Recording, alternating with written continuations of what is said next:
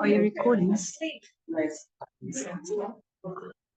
Anybody wants to put more money for soldiers? I'm taking it. No? Or for the class, which is right here.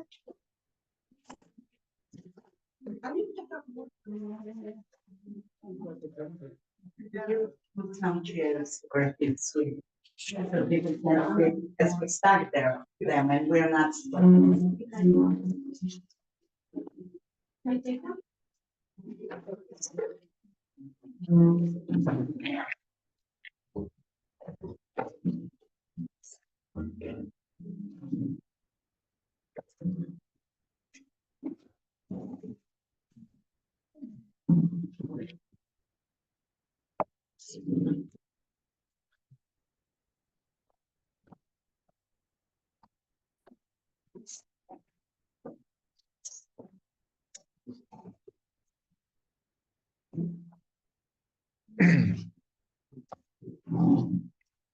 Shalom Aleichem.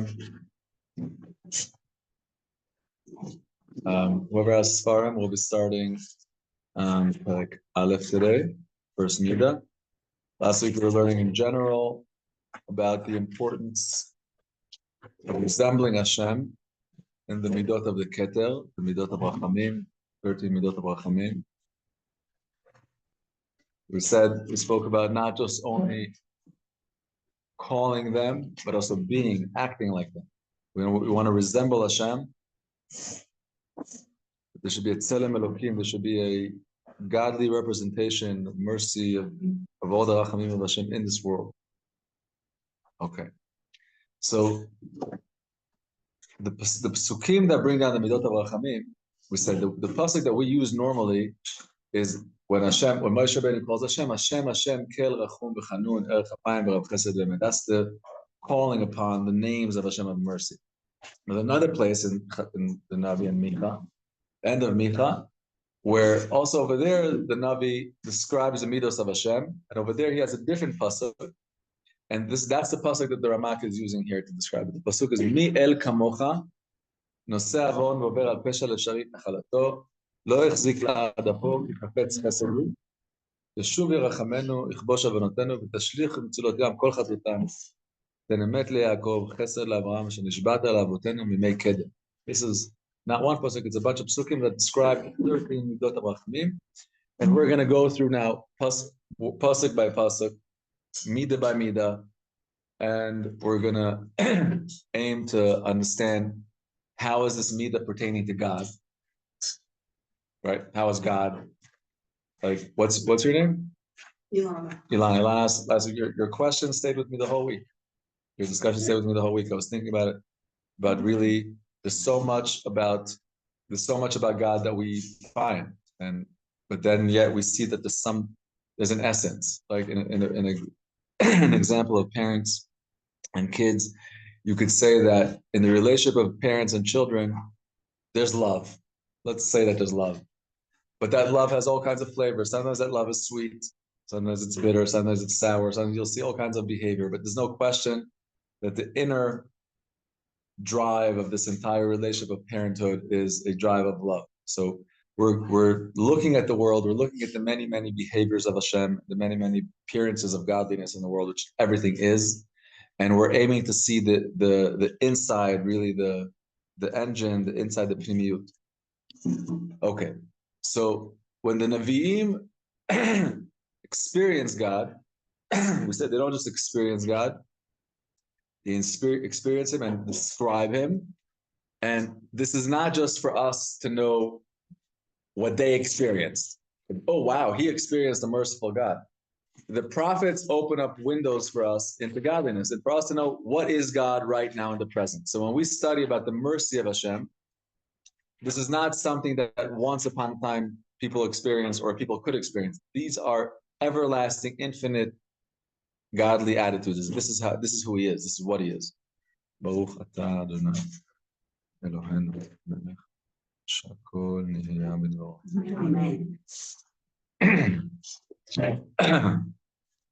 So the pasuk starts Mi El Kamocha. הורה על היות הקדוש ברוך הוא מלך נעלב, סובל עילבון. מה שלא יכילהו רעיון. We normally think of a king. King definitely deserves respect or gets respect. Definitely the respect and a king are definitely deeply involved, those relationships. The Gemara wants to discuss, could a king even give up his honor? Melech shekmachala kvodo. The king says, I don't want you to honor me. Could that be? Or no, you must be honored. The creator of the world is, he's also the king of the world, he's the creator of the world. However, his attitude in creation, we find that one of the names that describes Hashem, that the angels describe Hashem, is Melech Ne'elav. Nun Ayin Lamed Beis. Ilabon is embarrassment, to embarrass someone. Right? If you embarrass someone, At He'elav Toto. Lahaliv is to embarrass. An embarrassed God. What does that mean? How does embarrass? What? What's Humble. Humble, embarrassed. Melech Ne'elav. Let's wait. Let's see. Sovel ilvon. Sovel ilvon. That means he, no matter how much you may insult him or go against him, he stands it. He can stand it. He can stand it. He can stand all that. Right? Sometimes in Hebrew there's a term, ani lo sovel oto. I can't stand him. Right? And he goes, I can't stand him. What does it mean when you say I can't stand someone?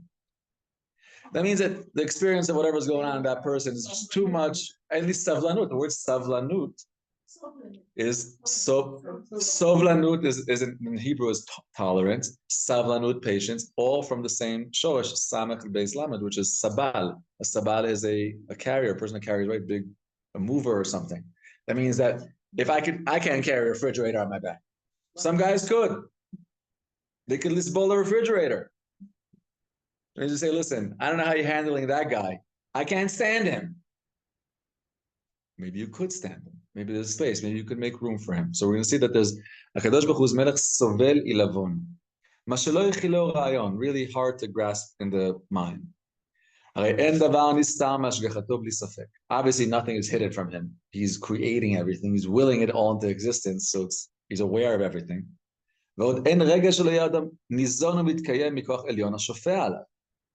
Not only that, we're aware that we're not just created and then we just run along. We're created we're constantly created. So that means that every moment, every breath that I'm taking, it's the creator breathing it into me and he's willing me into existence.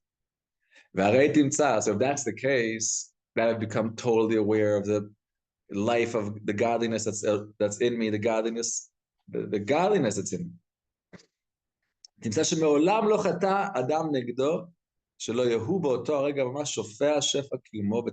That means that no one ever sinned against God without using God's power.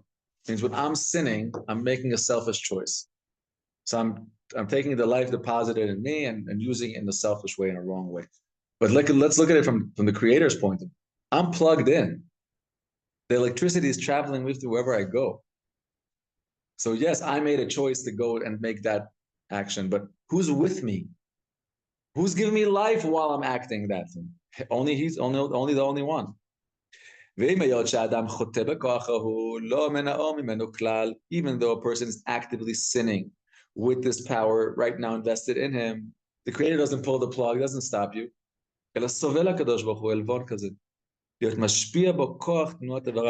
What an embarrassment. The creator says, I'm creating life, I'm giving you life, and I'm telling you where not to put life and where not to put me. And no, you're schlepping me there and you're dragging me there. And it's like, and creator accepts it and okay, says,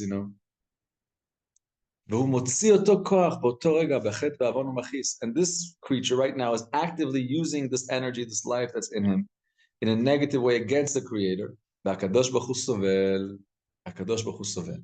So sovel here doesn't mean that he's suffering. Sovel means he's burdening, he's carrying. Right? A lot with parenting. Very, very strong that comes with parenting. We're going to see this also when it comes to this. We talk about a kadosh baruch hu being a gibor, a hero. What's a gibor? Big muscles or big guns? What's a gibor? The ability to control yourself. Right? Who's the bigger guy in the fight? The guy that could be quiet. Why? Because he has the power to hold back. So imagine how many times like kadosh Baruch Hu sees us, and he always going towards whatever choices we're going, and he is with us. And how many times in parenting we need this in our life, where we could watch our kid, about to make the same, just horrible teenage mistake or pre-teenage mistake, and that God wants him to have free will. So I'm gonna have to like hold back all my intelligence and all my love and all my experience and all my wisdom and all that pain that I want him to go through. The same way the Creator made a tzimtzum, you've made a void of his revelation, and he gave me free will. As parents, right? As people, we have to do this also. Don't say that the Creator can't stop you at any given point. Right? You could say that the Creator created man and gave him power, and like one day after 120 they'll square out. No. It's constant choice to give life. We find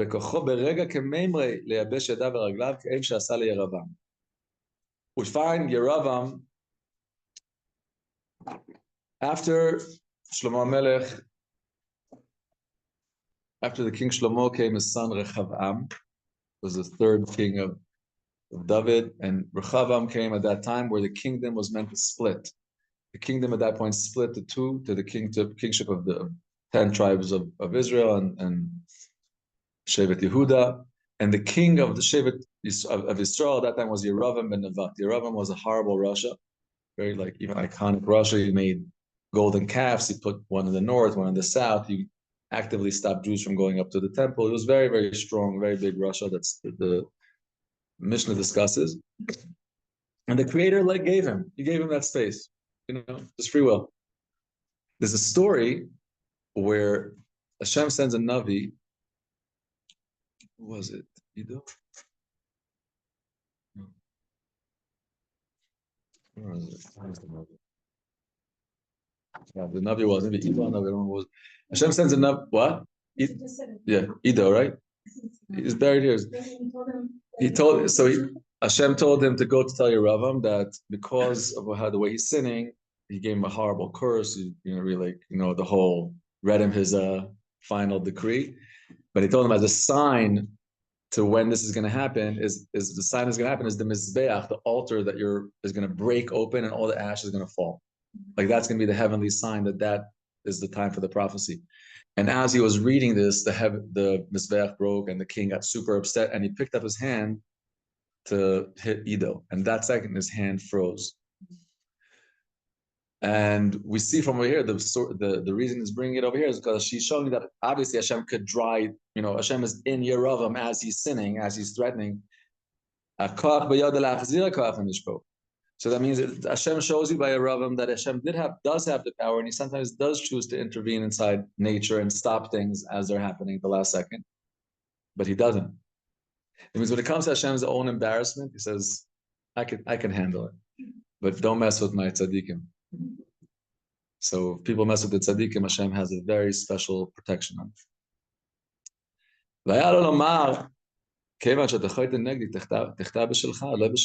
The Creator could tell a sinner, you want to sin?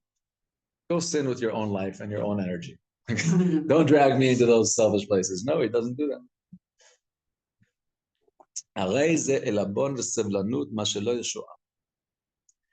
This is a accepting of embarrassment that's unimaginable. And not just an embarrassment of the mind, it's an embarrassment that you're in a relationship that you're as if you're going to continue sustaining this sin. And you're sustaining it, you're handling it. That's why one of the names that the angels, when they notice this quality, how Hashem deals with his creation, they say you're a melech aluv, you're an embarrassed king. You're a king that can take so much embarrassment. Is there a God? Is there a strength? Is there a power like you? The first midah. Ata el, you're the ultimate power of everything. Baal chesed amitiv, you're the only good one that gives good to everything. El Baal Koach Leinakem. We also know you have the vengeance, the strength to take revenge, to stop you. Hashem showed us 10 sfirot. Hashem showed us 10 revelations that through those 10 revelations we're meant to figure out what's God. But one of the revelations Hashem shows us Devorah. Hashem shows us strength, right? Look at Mitzrayim, a whole showdown of 10 makos. Hashem could have just destroyed them, just one earthquake, one tsunami. No. Hashem says, I'm going to raise this empire, make them really, really, really big, make them super strong. I'm going to send Yosef HaTzadik. He's going to gather all the money of the entire world and bring it down. It's going to be a super duper empire. I'm going to show you how evil could actually get. I'm going to show you actually what happens to evil when they're done. So Hashem shows us that he has strength.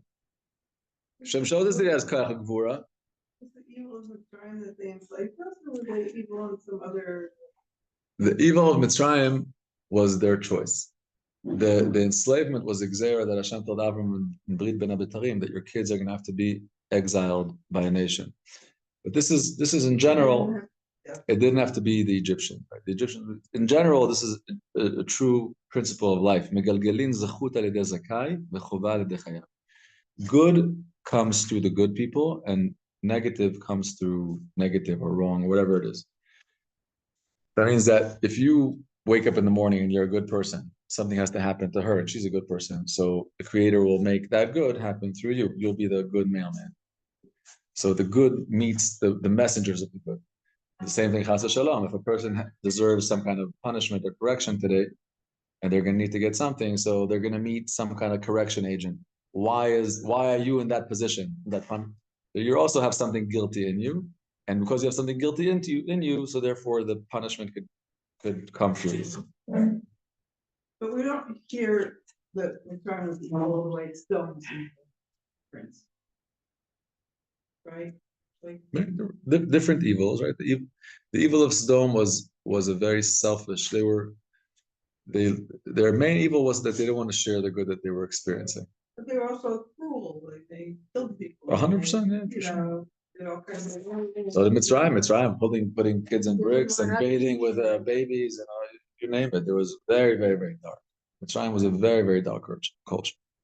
Throwing all the babies to the river. You know. I used to read the Midrash, and when you read the Midrash, it's even worse. They would put the babies into the fields and they would plow.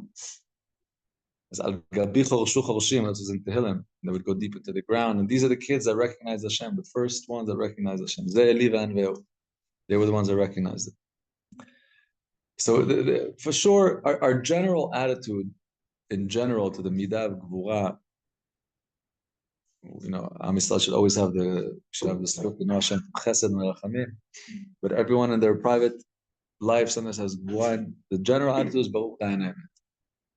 Baruch Dayan Emet is the only sane way to look at the Gvura of Hashem, because the Mishpatim of Hashem, Mishpatecha Tehom Rabah, the Mishpatim of Hashem are deep, deep Tehom. This is beyond any human understanding of the scope of the judgment of what's going on. So, okay. So Hashem is a Baal Koach Yinaker. Ve'im kol zeh, אתה סובל ונעלב עד לשוב בתשובה. So now we say, wow, Creator of the world, you have so much ability, and you have so much gvura, so much strength, but this gvura shows me how much chesed. Mi el, is there a power?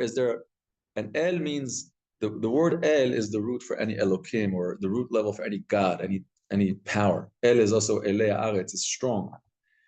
Normally, right, we're not used to seeing physical powers behave that way. Physical power is not pushover. Physical power is strong.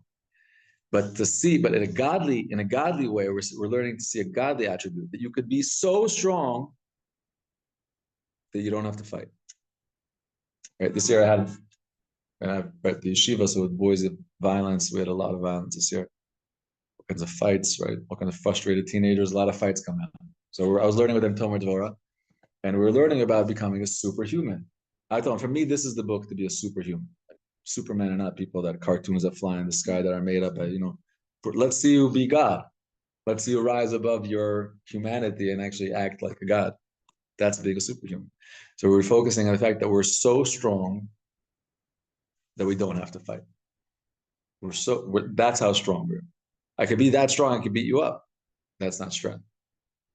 That's just me surrendering to my weakness. My anger comes in, and you just become an animal, just you and your natural self, and that's a weakness. Let's say you're being so strong that you could tame the beast and say, no, I'm here to be something much higher. I could control this animal tendency. I could control you. Yes, you hurt my ego. You said something about this and about that. I'm bigger. I'm stronger than that. So this is this is a midah that we should meditate on, understanding deeper and deeper. How is this midah in God? And then understanding how is this midah potentially in us? Because we're here, like we said at the beginning, there's a tselem Elohim and there's dmut, tselem v'dmut. If we were created perfect, there'd be no reason for creation. None of us would have been here.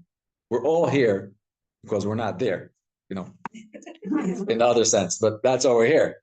Because if we were there, we would be there. But if we're in Bria, Tzira, Asiya, if we're in Olam Hazeh, that means we're not Atzilus. We're not, when Adam Rishon came around, we ate from the tree. We did something. There's a reason why we're here.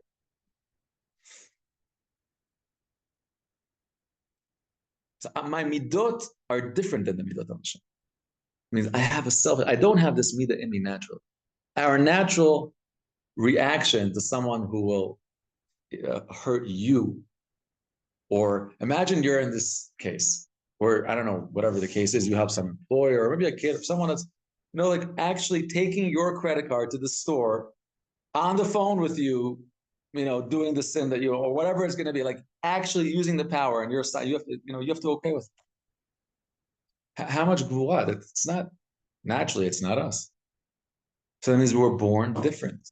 God creates us in this world as different. We have something ungodly inside of us. And we have to study this godly and say, okay, this is my goal. This is my new super goal. I'm becoming like this. So the main midah that he's going to bring here, the midah of the keter, because the word that we use here is sovel, that a kadosh baruch hu is sovel. Not sovel in the sense of suffering. In Hebrew, kadosh will be someone sovel, chas v'shalom. But sovel in the sense of carrying, right? Carrying the burden. And he's sovel. I could stand you. Ani yachol lisbol otcha. This is savlanut. Because what's the opposite of savlanut? I don't have room for you. Right? You're too much for me. There's no space for your whatever's going on. There's no space in my emotional world for this mess. I can't stand it. Savlanut means wait, I'm here. So that means that right now,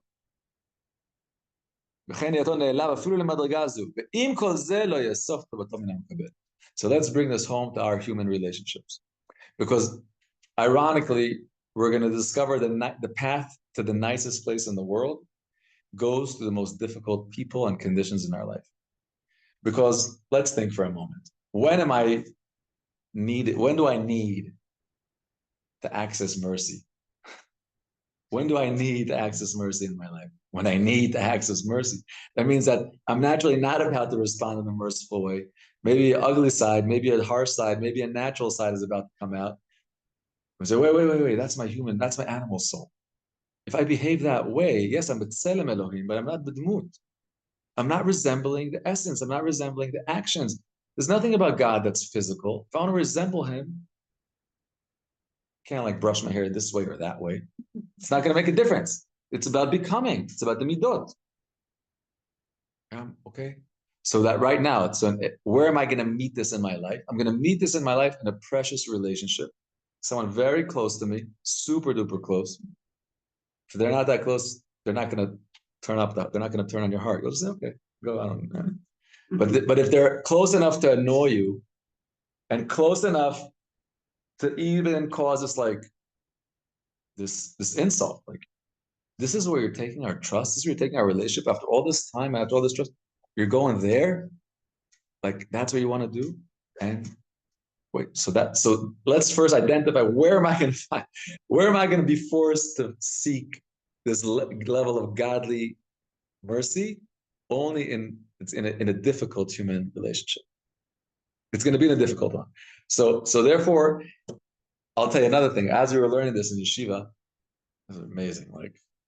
We were learning this, and I kept on telling the guys, let's keep our eyes open to the difficulties in our human relationships, and let's look at them as springboards to godliness. This is our invitations to godliness.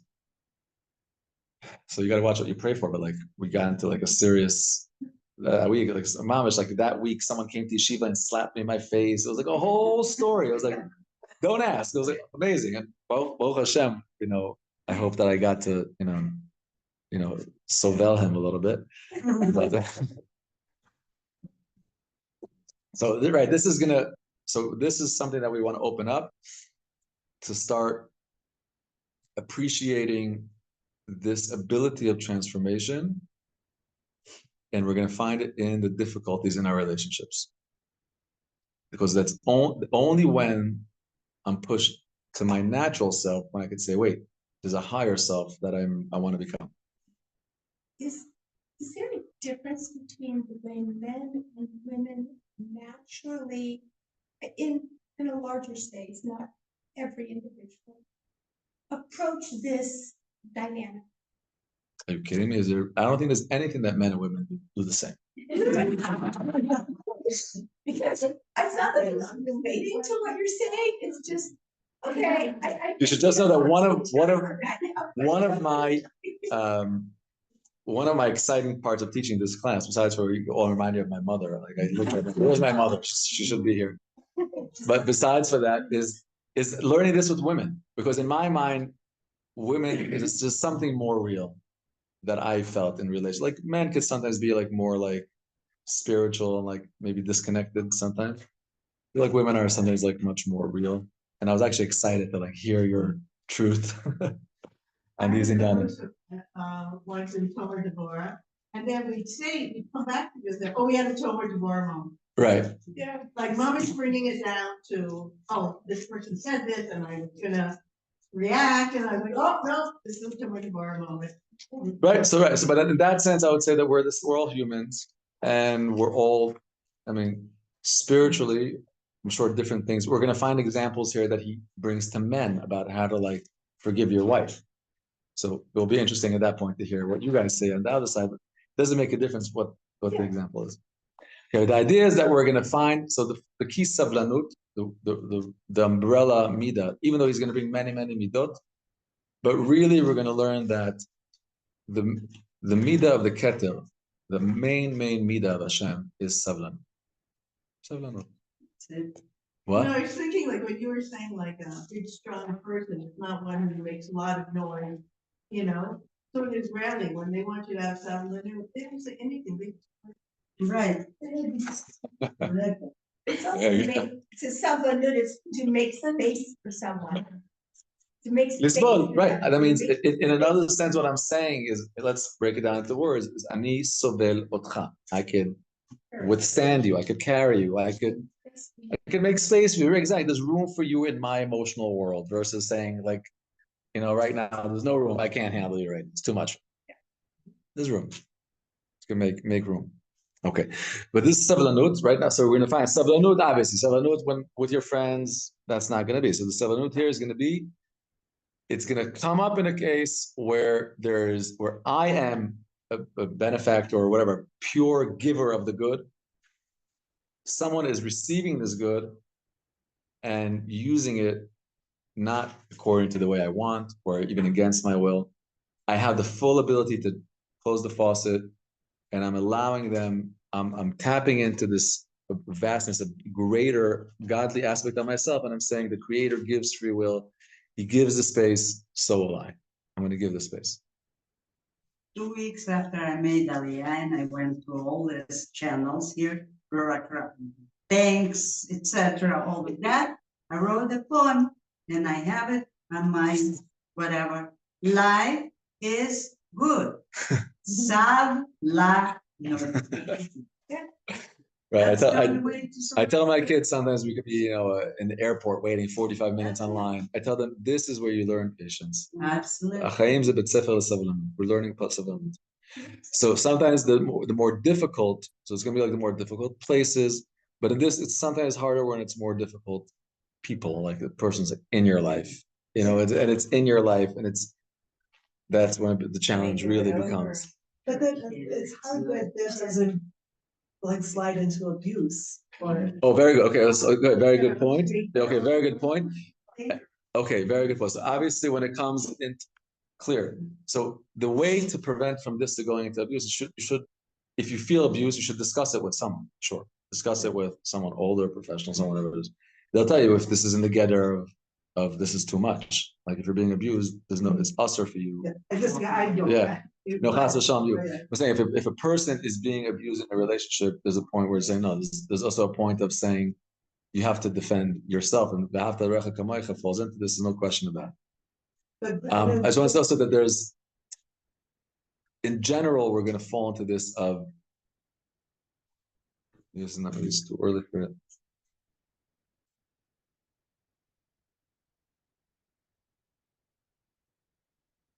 Yeah, let's leave it.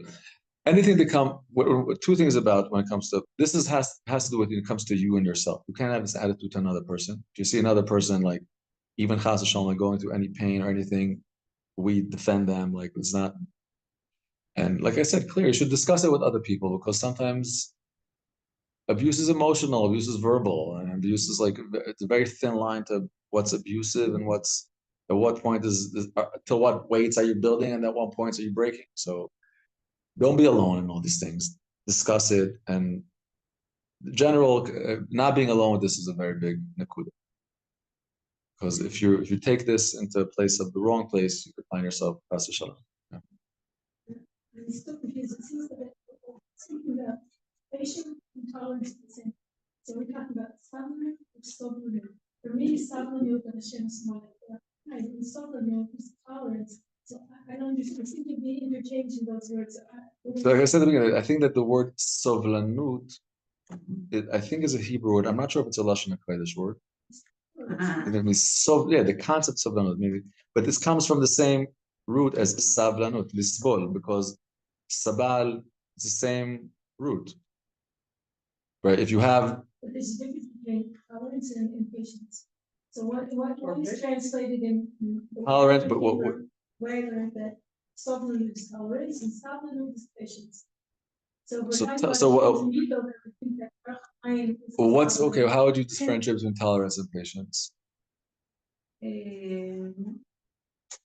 So not tolerating is like having no, like you said, can't stand that. Right. So they're very connected. In Lashon HaKodesh, you see that. I don't know exactly the exact root for sovlanut. I believe that it's the same word. I believe that it's the same word. It's the shoash would be samach beis lamed, and the idea would be to tolerate, the way to carry. All those words are really describing a similar attribute, which is having space, having.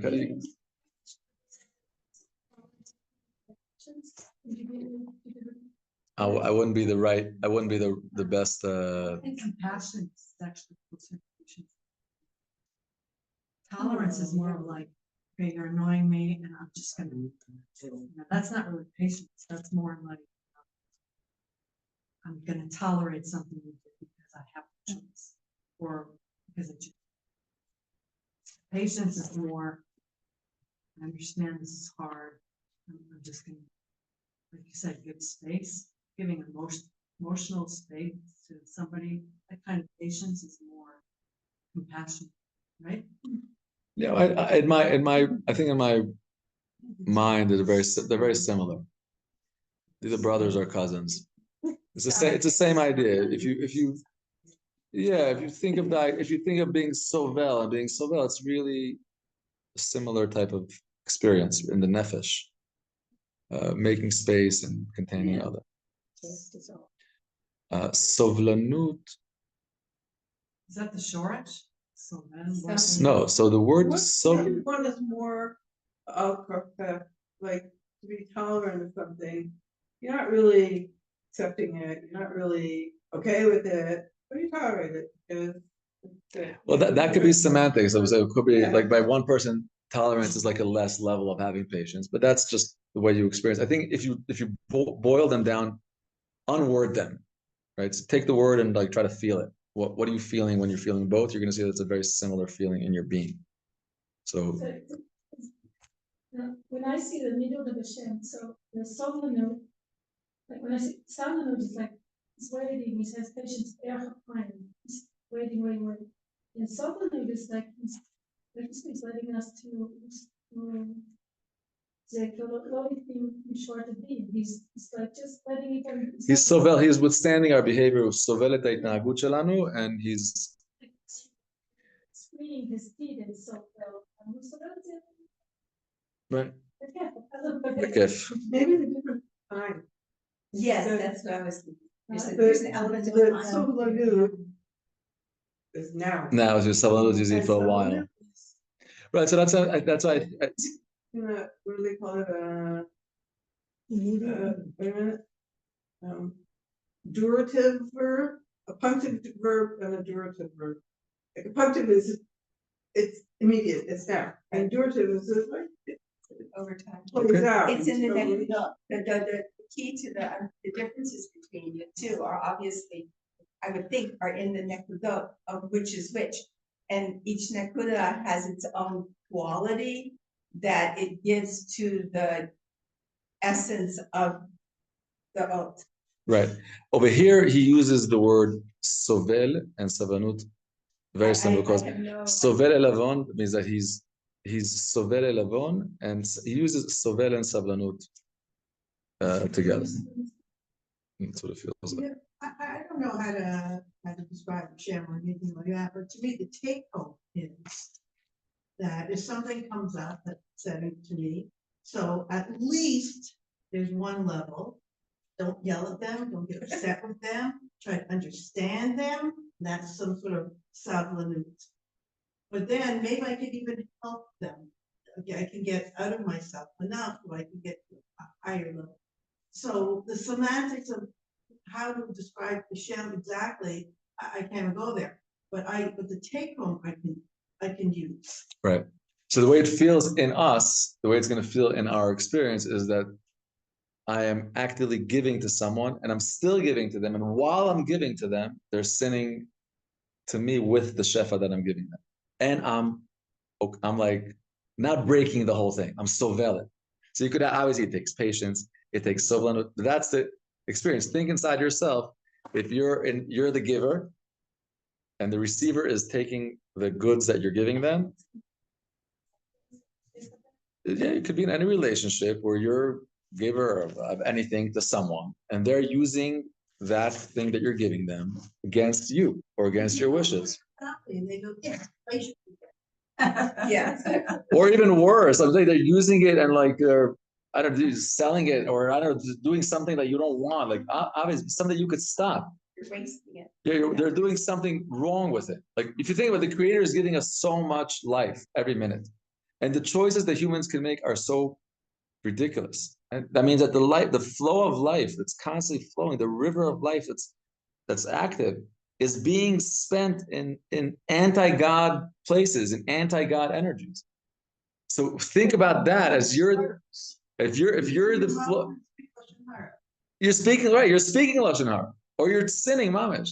So you think about that he could just stop it. No, but think inside yourself, how would you feel? What would give you the ability to not stop you from pulling it back? Meaning you would have two drives inside. You could say, okay, I'm closing the faucet, I'm taking the keys, I'm stopping this party. Or you could say, no, I'm gonna go to a godly place inside of me that's bigger, and I'm gonna allow what's happening here to continue. Since I don't, it's not tangible enough, since I don't have an example. And anytime, any sin, could you think of anyone doing a sin, a person doing a sin? For instance, what we could give him would be. Who's a good creative? Go ahead. Poured her a bowl of Cheerios and milk. And then she took the Cheerios and continued pouring it till it was completely full. And then she ate a third and left the table and did not say thank you. And when I mentioned that this was Baltash, this became extreme. This is a challenge. Right, you could be giving you give your kid money to go buy something, and they go out and they spend it on buying junk food. They're a good Tzfati example. Okay, now you're at the store when they're buying the junk food. They don't even see it, but you're standing behind them online. And you're giving that permission. You're giving that permission because you understand that this is how Hashem made the world, that he's giving the permission. He's not, there's a delay. There's a delay in the system. He's allowing this delay in the system gives mercy, creates mercy. Okay. There's a conflict between Sablanut and Chinuch. What? Between Sablanut, Chinuch. Chinuch is Like he used that opportunity of Cheerio to give about Bas and about. I mentioned it, but it was not. well. If we're talking about chinuch, So the it's Sablanut, is he up for anything? Is that- Yeah, I should have. Fine. And her mother, when I talked to her mom about it, she said, she's going through this, and she explains some things about the child is acting like the child is going through. And I realized, But I'll tell you what, it's very interesting. Chinuch, we sometimes look at chinuch as like, I have to correct this child, or the truth is that you're always educating. Always. Yeah. And if you are educating in that way, you're going to educate them, Tomer Devorah. Because if your kid or grandkid one day realizes, hey, Bobby could have, but she didn't, it's eventually going to get everything we do, we're always educating. Always. So if you're aiming to act from a godly place inside of you, talk about chinuch, that's amazing chinuch. It means that your kid is going to say, wait, what happened to mommy? What happened to Bubby? Like they're not acting like themselves. Like it's not going to be a conscious thing, but they're going to realize, hey, there's something more godly. I notice different things in people, people Or that either that or they'll learn, oh, yeah, junk food's okay, but we didn't say anything, then behind me alive. they'll learn junk food is okay till one day they grow up and realize junk food's not okay. But then overall, they're going to wait. I have a holy Bubby. She's hanging, it's going to go in a godly way. yeah, you're right. It's always a chinuch. Oh, you're always Yes, educating. No, it's always. Yeah, you're always educating. You're always on. But the chinuch, the real chinuch that I would look for is the chinuch of myself. Because it's much easier for me to, to point out where someone else needs correction. But I know that I need to be godly. If there's one person in the world that I could affect, maybe it's myself. So if I'm here to become more godly, I'm going to use this opportunity not to make you more godly, but to make myself, not in a selfish way, but that's what I'm here for. So I'm going to take this opportunity to make, and there's no question that if you're aiming to become more godly through this environment, through this relationship, that you'll have a good hashpah on that person. Like, don't think like, oh, you can say, oh, if I'm going to let that person sin, they'll just sin. No, the Creator gave them space, He gave them that thing. If you're behaving in a godly way, good will happen to you and to them. Okay. I think it's about timing. You have to let them make the mistake. Give them an hour, 45 minutes, and then sit down. Well, how was that? Right. How do you feel right now after you ate that? 100%. Yeah. 100%. There was this Svarim Akdashim that write that if one of the reasons for Adam Rishon eating from Eitz Hadas was that if he didn't eat from Eitz Hadas till today, they'd be wondering, what's that Eitz Hadas? So you eat from it, and you move on. Right. So, but that's yeah. Okay.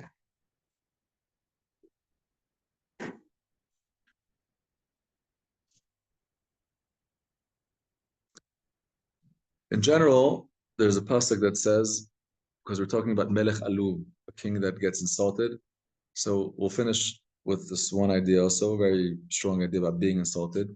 The pasuk says like this: "Hane'elavim ve'enam olvim, shomim cherpatam ve'enam meshivim, osim me'ahava v'smechim b'yisurim, aleim hakatuv omer v'ohavav ketzet hashemesh b'gvurato." Pasuk says, "Hane'elavim ve'enam olvim." There's three levels of people that are embarrassed and the way they reply to the embarrassment. First level is ne'elavim. They get embarrassed. Ve'enam olvim. They don't embarrass back. They may defend themselves, but they won't embarrass them. The second level is shomim cherpatam. They hear their embarrassment. Ve'enam ashivim. They don't answer. They don't even defend themselves. They get in. The third level is osim me'ahava v'smechim b'yisurim. Act out of love and rejoice with any pain and suffering that they receive. This is three levels in. Nachman speaks about this. This is the Gemara. The whole Torah speaks about this. These are three general levels in how to reply to insult. Over here we see that kadosh Baruch Hu is melech aluv, that he's one of the ways we describe Hashem as a king that could get embarrassed. Like knowing how to get embarrassed there's a godly way to get embarrassed. And this is really the pnimius over here, is that if someone is sinning against us, again, obviously not in an abusive way, in a way that we can handle, that puts us in our free choice, we could become melech aluv, we could become like Hashem.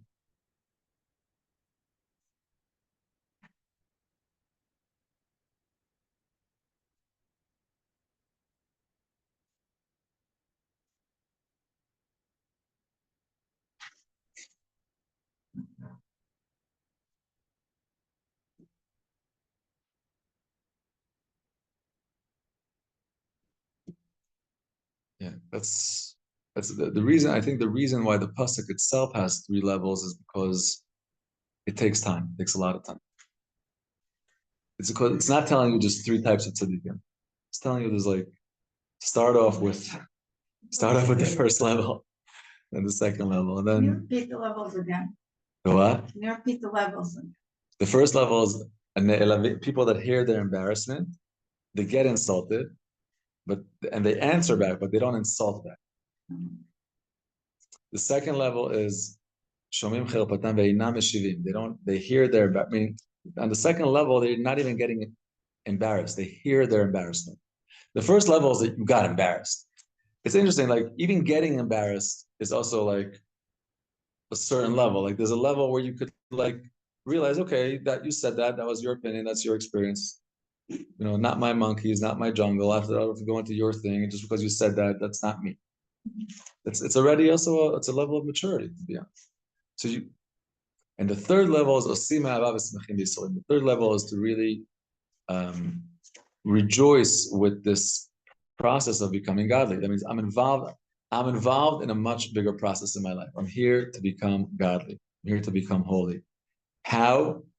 By overcoming my animal soul and becoming godly. When will this happen? At certain times, in certain conditions, where you're going to be driven to answer from your animal soul, and then you're going to be awakened to say, wait, there's a godly response. I want to become a god. This is over here. But how can you become godly and not become a shmata? Is God a shmata? No, but human beings are not God. So Right. you let somebody take advantage of you, you let somebody take advantage of you, you let somebody take advantage of you. How long do you let that person take advantage? We said if it's an abusive, right? We said if it's an abusive relationship where then it's not. There's going to be an attitude where you have to make rules and who are you, and set the relationship straight. But in a healthy relationship, there could be insult. There could be a level of insult that doesn't break the relationship, right? And there could be a level of argument or a level of disagreement. So we're talking about a normal level. When that normal level comes into your life, it may push you to the wall, but it's going to push you to your animal. So it's going to push you to reply, right? To reply from instinct, an animal reaction. And what makes us not an animal is we could stop at that, realize we're not an animal. We're here to upgrade our responses. We're here to upgrade our reality, or to upgrade our perception. And I'm realizing that this is a godly moment right now. That this horrible thing of you throwing an egg at me or whatever, imagine the worst thing, I don't know what, that right away my natural wants to defend and take my space and my ego and all that, realizing that right now this is an invitation to godliness. I'm invited here to realize, wait, there's a godly way. How does God respond to this? How does God respond when people throw eggs at him? I have a different experience, and I think I have a lot of savlanut, but when I was little, like I was 5, there was a kid at school who hit me. I went home, I told my parents, and they said, the next time you hit back and harder, and then they'll go on to someone else. Otherwise, they'll keep picking on you because you're the weakest link. And so the next time I hit back harder, and I never had to worry about it anymore. Stay on your good side. Yeah. And now we're friends. We've been to class reunions together, and it's all okay. Some best friends have two of those things. It's true. We were teaching boundaries. Maybe. That you'll learn in the school of hard knocks. Yeah, it was real hard not to. We're talking, obviously, we're going to see that there's many times to use Devorah, there's many times to use strength, and there's many times to use unpleasant, and we see that the mitzvot are not, all like, nicey, there's things of like slaughtering. There's a lot of blood and pain in our religion. It's plenty of, but we learn that the root of all this comes from an amazing godly strength that we have. So you're right, strength could be used in an admirable way. It could also be used in a very cheap way. So we're learning about how to tap into the godly higher self and discover the real strength. So there's going to be a time where you'll have to slap somebody. Sometimes when you may have to slap your kid. So some people say yes, some people say no, whatever it is. It could be within a context. But there's a relationship. The whole thing fits in. Our goal in this life is to reach dvekut. Remember this is the main word that we're always going to search for in everywhere. So dvekut means unity, becoming one, becoming similar. And the key to understand that is that we're created unlike God for the purpose of becoming God, of merging back and returning back. That's right. The Shevenosh ad daka, v'tomer shuvu ben adam. Let's return. So now we're aware of our natural animal self, the way we naturally react.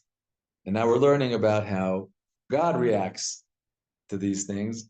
And we're learning about them in the frame of a relationship so we could bring it into our lives and upgrade our relationships. And through the difficulties, and it's going to be precisely through the difficulties.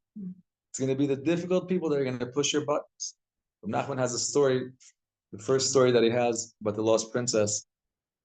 I'm sure everyone read it. If you didn't read it, you should read it. And in this story of Lost Princess, there's this theme where, right, because the second in command is looking for the princess, and he goes into the deserts, and he meets this gigantic man carrying a gigantic tree, and he says, "Where's the princess?" And this guy is discouraging him. He says, "You're nuts. There's no mountain of gold with fortress of diamonds. You're delusional. Go home." And he cries and he cries, and the guy says, "You know what? I'll send him to my brother." And he sends it to his brother.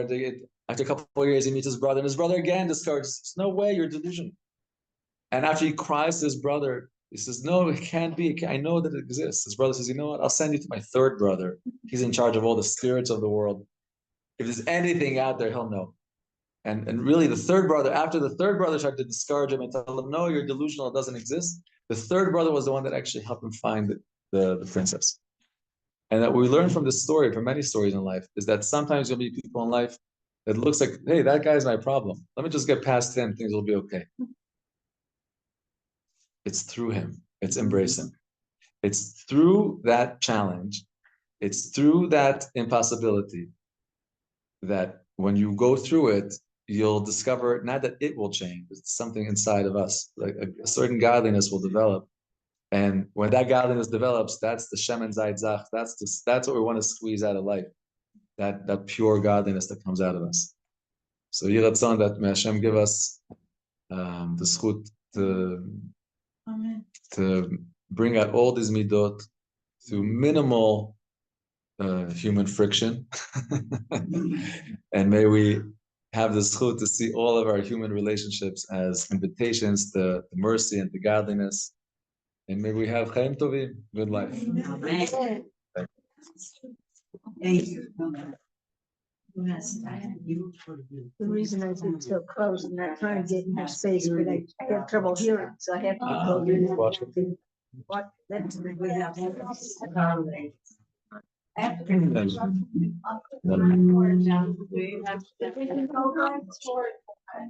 No.